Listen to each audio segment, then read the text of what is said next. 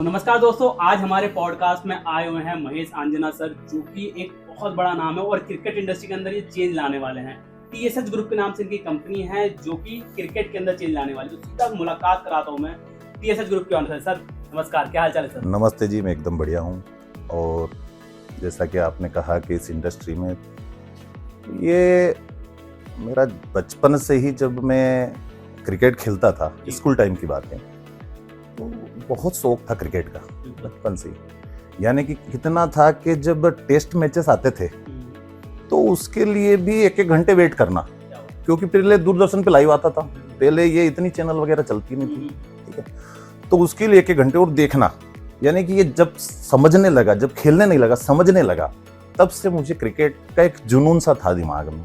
पूरा पैशन आपका रहा है? पूरा बचपन से मेरा, मैंने उसी चीज को टारगेट करता कि बस नहीं, क्या है, कपिल देव जी को देख, मतलब बहुत सारे ऐसे जिनको अपन ने आइकॉन समझा, और एक धारणा बनी स्कूल टाइम से ही, कॉलेज टाइम से ही, कि मैं कहीं ना कहीं खेलूंगा।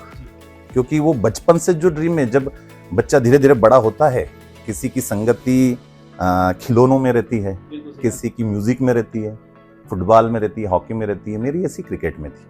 अदर गेम में मेरा कोई ध्यान नहीं रहा। टीवी पे हॉकी वगैरह भी आते, लेकिन मैं क्रिकेट का इंतजार करता था। मतलब बचपन से सिर्फ क्रिकेट ही रहा है?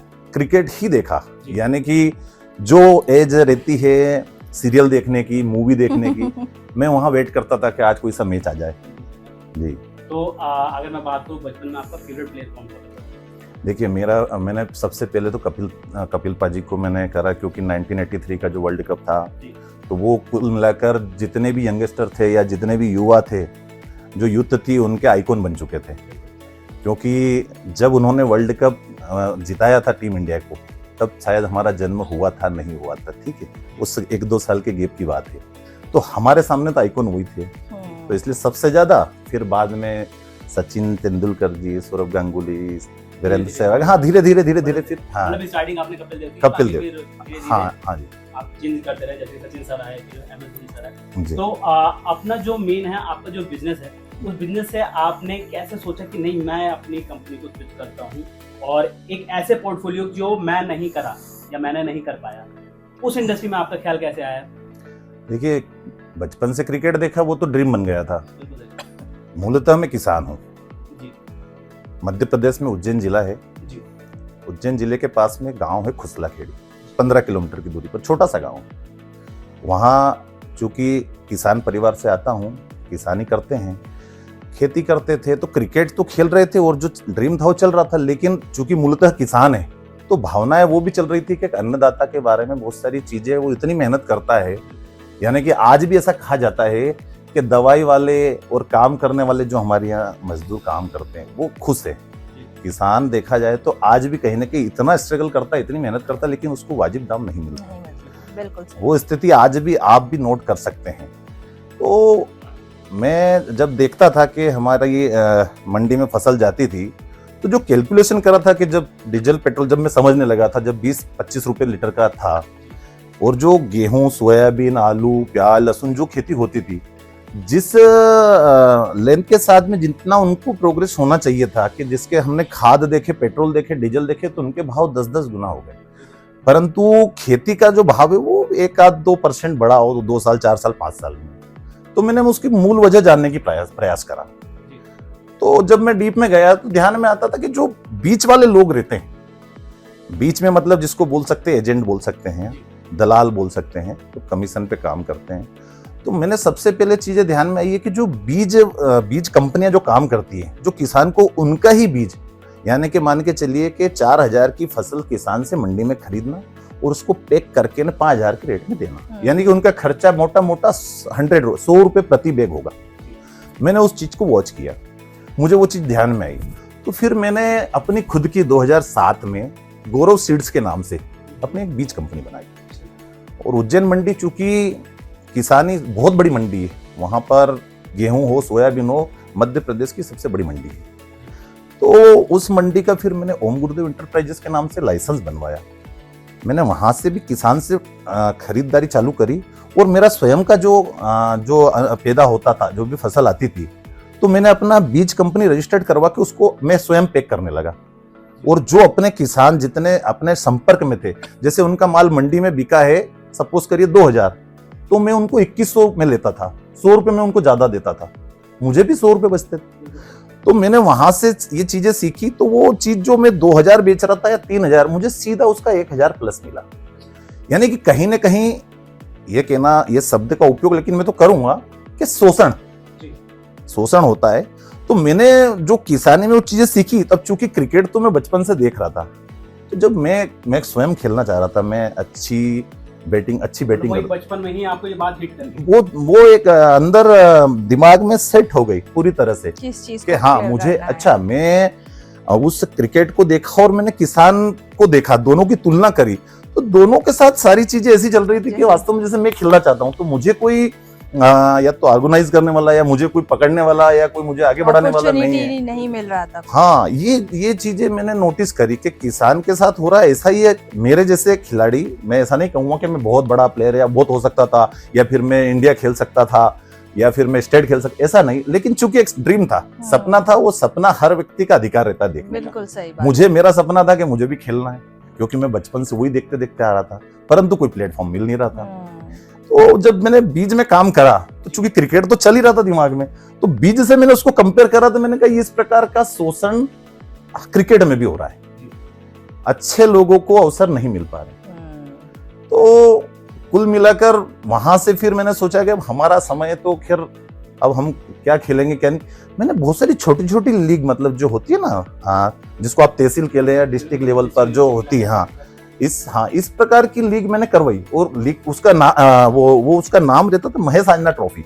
मतलब बदलाव करते आए हैं बचपन के बाद से, अगर देखा जाए कुछ भी आपकी राय में देखा, उसमें बदलाव जरूर करना है, बीच में एजेंटों को हटाना है, और बदलाव करके डायरेक्ट जो सर्विस है हमारी, जहाँ डायरेक्ट बेनिफिट है, वो उस एंड यूजर के पास में जाए। अगर क्रिकेटर है तो डायरेक्टली सीधा वहां जाना चाहिए। बीच वाला अगर आपको कोई बात करवा रहा है, तो उसका कमीशन वो हो जाता है, सेट हो जाता है। तो जिसको वास्तव में उसका अधिकार मिलना चाहिए, उसको नहीं मिल पाता है। और इसी वजह से बहुत सारी इंडिया के अंदर बहुत सारी ऐसी छोटी छोटी जगह हैं जहाँ पे प्लेयर्स को खेलने के मौके तक नहीं मिलते। बिल्कुल सही। तो बढ़िया है, बट उनको मौका, अपॉर्चुनिटी नहीं मिलती कि वो कभी किसी टीम के बिहाफ पे खेले या किसी स्पोर्ट क्लब के साथ में जुड़े। और कई जगहों पे ऐसी भी दिक्कत आती है, लोगों को पैसों की फंडिंग वजह से भी दिक्कत आती है। तो टीएसएच ग्रुप का मतलब मेन मोटिव क्या है? मैं ये टाइटली अपने ऑडियंस को बताना चाहूंगा कि टीएसएच ग्रुप का मोटिव क्या है, कि वो कैसे हमारे जो ऑडियंस है वो आपसे कनेक्ट कर सकती है, ये क्या बेनिफिट आपको उनको मिल सकता है? देखिए, जैसा कि मैंने आपको बताया कि क्रिकेट में बचपन से देख रहा था, फिर मैंने बीज कंपनी से, फिर जो किसानों के बीच में जो हो रही थी, दलाली हो रही थी, उसको मैंने खत्म करने का, मैं पूरा नहीं कर पाया, जितना मेरे एंड पे हो सकता था उतना मैंने करा।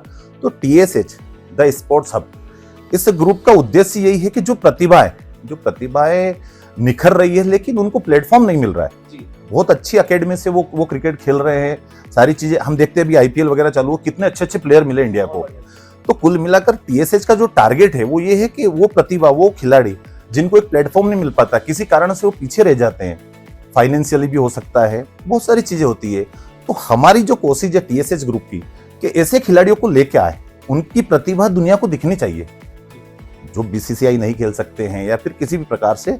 तो जैसे हम चाहते हैं कि यार ऐसी कुछ लीग वगैरह हो जिसमें हम परफॉर्म करें और हम उनको सीधा सीधा अवसर दें। हम ऐसे सिलेक्ट नहीं करें कि उस एकेडमी से हम चाहते हैं कि वो उनको हम ढूंढ के लेके आए, उनका उचित प्लेटफॉर्म तय हो। ऐसा टीएसएच का जो है नेक्स्ट जो प्लानिंग है, द स्पोर्ट्स हब। तो आप कहना चाहते हैं कि आप सोशल वेलफेयर के पॉइंट ऑफ व्यू से भी अपने टीएसएच स्पोर्ट्स हब को देख रहे हैं? बिल्कुल, क्योंकि क्या है कि बहुत सारे, अभी जैसे हम आईपीएल में बहुत सारे प्लेयर जो कि इंडिया खेल रहे हैं, किसी को पता चलता है उनके पिताजी ऑटो चला रहे हैं, कोई गैस एजेंसी में काम कर रहे हैं, किसी कारणों से वो तो चलो उनके फादर मदर ने स्ट्रगल करके करा, लेकिन बहुत सारे ऐसे भी प्लेयर है जिनको इतना भी प्लेटफॉर्म नहीं मिल पाता है। मतलब वो स्वयं वो करते करते इतने टारगेटेड हो जाते हैं कि उनके घर की जिम्मेदारी उनके ऊपर आ जाती है, तो फिर ये चीजें कहीं ना कहीं छूट जाती है। जैसे मैंने कहा कि मेरा भी ड्रीम था, खेलना था, मैं भी लीग वगैरह करवा था, लेकिन फिर एक आया बीच में ऐसा मोड़ कि मुझे वो प्लेटफॉर्म नहीं मिला।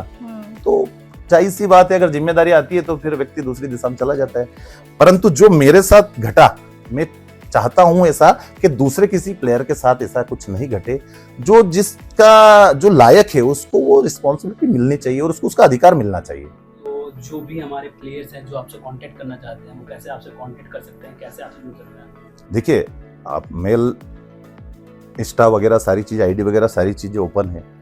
और हम चाहते हैं आपके माध्यम से, अन्य चैनलों के माध्यम से भी, सोशल मीडिया के माध्यम से भी, कि ऐसे जो प्लेयर जो वास्तव में खेल रहे हैं, खेल नहीं पाते हैं, वो कहीं हमसे जुड़े। और दूसरा, अगर कहीं रहा तो हमारी एकेडमी बोले तो TSH ग्रुप, अगर स्कॉलर वाला आया, सब्जेक्ट आया, तो हम उनको मदद करेंगे और उनको आगे ले जाए करने, कहीं ना कहीं अच्छी लेवल पर खिलाने का हम प्रयास करेंगे। तो ये जो TSH ग्रुप है, ये ऑल ओवर इंडिया काम करेगा या किसी स्पेसिफिक सिटी में काम करेगा? नहीं, ऑल ओवर इंडिया काम करेगा TSH। हाँ जी। तो आप ये बताइए, TSH sports hub exactly start कब हुआ और आपके अगले 6 महीने या 1 साल की क्या प्लानिंग है? आप मतलब एक पर्टिकुलर ऑडियंस को अगर हम बताना चाहें। देखिए, चूंकि अभी 6 महीने ही हुए हैं और अगले 1 साल में हमारा टारगेट है कि हम क्रिकेट को जो प्लेयर नहीं खेल पा रहे उनको उस लेवल तक ले जाए। आने वाली जो भी लीग वगैरह है, हाँ जी। उसमें हमारा सीधा पार्टिसिपेट हो। हमने तो इतना प्लान कर रखा है, चूंकि धीरे धीरे सारी चीजें होती है। बचपन से देख रहा था कपिल पाजी को, और बचपन से देखते देखते आज इस स्तर तक अगर आए हैं, कहीं ना कहीं कोई ड्रीम था। तो आज टीम ली है, जैसे हमने गोवा में भी टीम ली थी, उसमें भी टीम ली थी, तो इस बार भी हमने यहाँ टीम ली। आगे जितनी भी लीग वगैरह हो उसमें टीम हम फ्रेंचाइजी लें और उन प्लेयरों को अवसर दे जो उस प्रतिभा के धनी है। दूसरी बात, भविष्य में जो हम सोचते हैं वो हमारी प्लानिंग है कि यहाँ जो लीग हो रही है, ऐसी लीग हम कराएं, जिसमें 5-6 टीम पार्टिसिपेट करें। आगे फ्यूचर में हमारे फ्यूचर की प्लानिंग है, हम लीग कराना चाहते हैं और बहुत जल्दी कराएंगे, भगवान ने चाहा तो। TSH की तरफ से बहुत जल्दी आपको लीग भी देखने को मिलेगी, इनसे आप पार्टिसिपेट भी कर सकते हैं। कांटेक्ट करना चाहते हैं तो स्क्रीन पे आपको ईमेल आईडी मिल रही है, डिस्क्रिप्शन में आप चेक कर सकते हैं, ईमेल आईडी मिल जाएगी, एड्रेस मिल जाएगा, प्रॉपर आप कांटेक्ट कर सकते हैं। और सबसे बड़ी बात है, जिस भी युवा वर्ग को मौका नहीं मिल रहा, चांस नहीं मिल रहा, उसको आज ये अपॉर्चुनिटी मिलेगी कि वो TSH ग्रुप के साथ जुड़ के अपने ड्रीम को सक्सेस कर सके, अपने ड्रीम को जी सके। जैसे कि सर ने बताया कि स्टार्टिंग में उन्होंने बचपन में खेलना चाहा, पर परिवार की बहुत सारी ऐसी जरूरतें होती हैं जिसकी वजह से आदमी ने अपने उस चीज को फोकस नहीं कर पाता। तो आप लोग फोकस कर पाए, आपका सपना ना टूटे, तो इसलिए TSH ग्रुप बनाया गया जी। तो हमने देखा आप बहुत ज़्यादा एंथुजियास्ट रहे हैं, शुरू से, बचपन से ये एक सपना ही रहा है और आप लिटरली अपने ड्रीम को अचीव कर रहे हैं TSH स्पोर्ट्स हब के थ्रू। मेन के लिए क्रिकेट बहुत इजी हो गया आजकल और बहुत इजीली अचीवेबल भी है, अप्रोच भी अच्छी होती है। मैं पर्सनली बीइंग अ वुमेन, मैं जानना चाहती हूँ विमेंस क्रिकेट के लिए आपकी क्या अप्रोच है? अच्छा, नहीं, आपका अच्छा क्वेश्चन है, अच्छा आपने क्वेश्चन किया। देखिए, क्रिकेट है जी, भाई खेले या बहन खेले, मैन हो वुमेन हो, हमारा टारगेट खाली बॉयज नहीं है, हमारा टारगेट तो वुमेन्स भी है।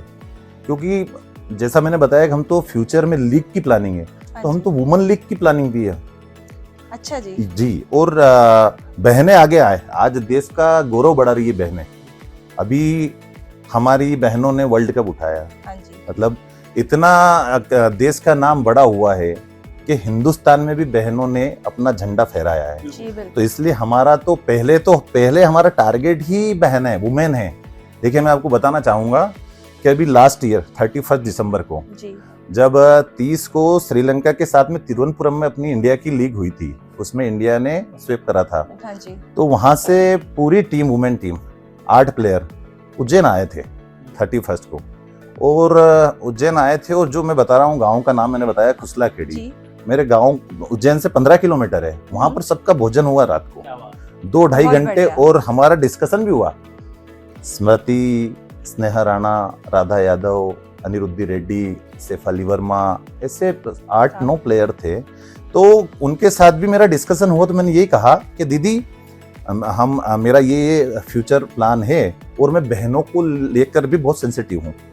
क्योंकि आज हमारी बहन जो कर सकती है, बेटी जो कर सकती है, वो शायद कोई मतलब हम मान सकते हैं कि बेटे थोड़ा सा पीछे, लेकिन बेटी पीछे नहीं है कहीं भी। चंद्रयान पे बेटी गई, तो इसलिए देश का नाम रोशन हुआ। तो हमारी फ्यूचर प्लानिंग है, और ये रात को 2-3 घंटे वहां पर निवास पर रुकी, उनको बहुत अच्छा लगा, सभी को बहुत अच्छा लगा। बढ़िया गांव पे अच्छा खाना खाया। तो मेरी कम से कम आधे घंटे इसी पे डिस्कस हुआ, जो प्रश्न आपने पूछा। बहुत ही अच्छा लगा जान के कि आपकी ऐसी ओपन माइंडेड और ब्रॉड अप्रोच है विमेंस क्रिकेट को भी लेके।